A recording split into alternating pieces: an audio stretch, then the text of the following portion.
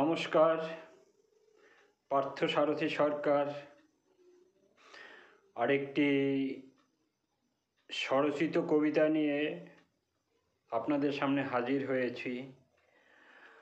আজকের কবিতাটি বাস্তবতার নিরিখে লেখা। একটি মর্মান্তিক ঘটনার পরিপ্রেক্ষিতে আজকের কবিতাটি। কবিতাটির নাম আমি জারজের বাচ্চা।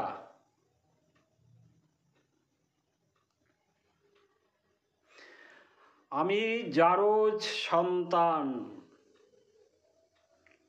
না, আমার মায়ের কোনো দোষ নেই। আমি অনভিপ্রেত। 36 ঘন্টা এক নাগারে ডিউটি করে যখন মা গভীর ঘুমে আচ্ছন্ন,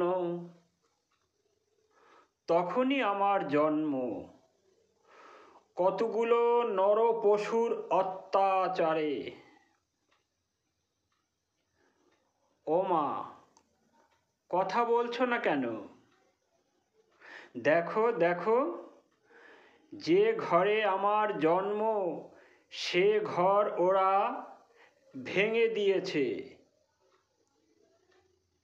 14/8/2024।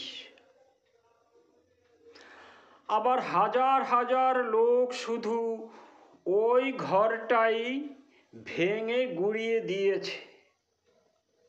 বলো না মা, ও ঘরে কি আছে, কি ছিল? তুমি তো মেধাবী ছিলে।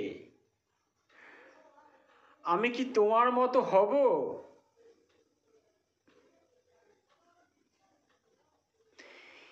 স্কুলে বাবার নাম জানতে চাইবে তো।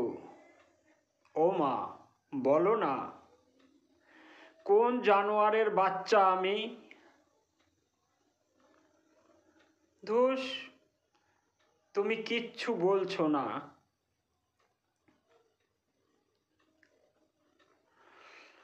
সমাজের কাছে চিৎকার করে জিজ্ঞাসা করব, কার রক্তের সাথে আমার মিল আছে?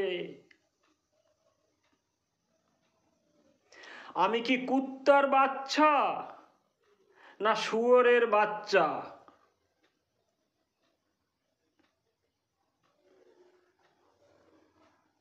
কবিতাটি এখানেই শেষ হলো। আর.জি. করের সেই নৃশংস ভয়াবহ কাণ্ডের উপরে আমার কবিতাটি। যদি আপনাদের ভালো লাগে আমার চ্যানেলটিকে একটি সাবস্ক্রাইব করে দেবেন এবং লাইক শেয়ার। এটা তো কবিতাটি এক্সপেক্ট করতেই পারে।